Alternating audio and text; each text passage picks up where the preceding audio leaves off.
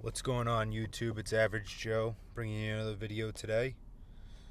I figured we'd just go over some basic definitions regarding dividends. These are the things you're going to need to look at when deciding on which stock you want to buy.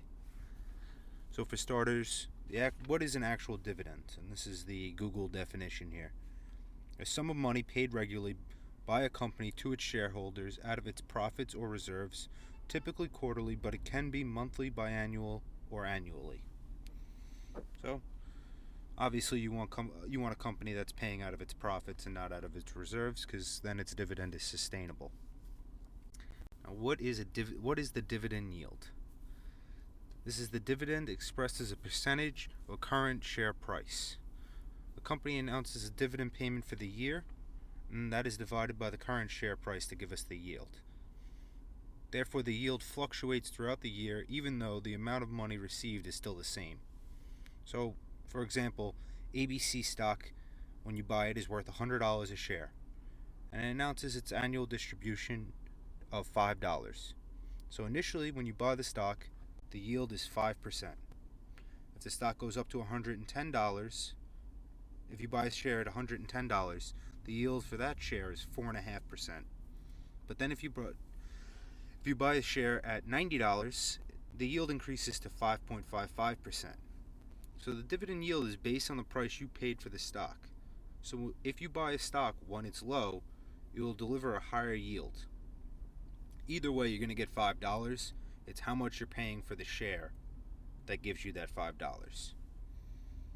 You don't want to focus solely on yield, because high yields can show that a stock has struggled recently, and obviously a low yield could just be that a stock is rapidly growing in a short period of time.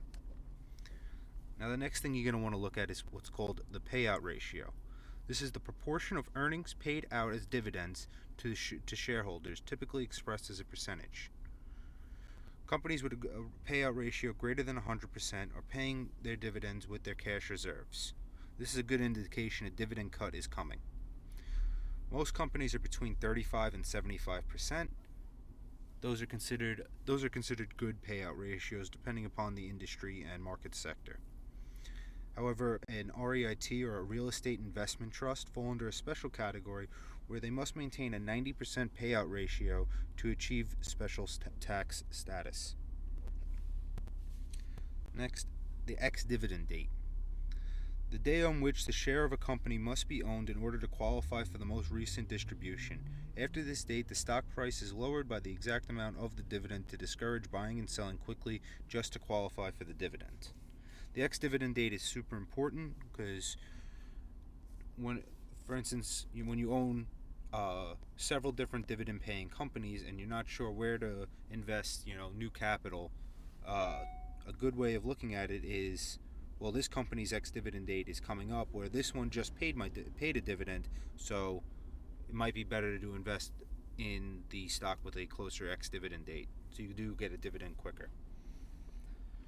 Now, also you need to know the dividend-friendly industries, which are REITs, real estate investment trusts, telecom, cell phone companies, telephone companies, utilities. I mean, that's pretty self-explanatory with water, electric, etc.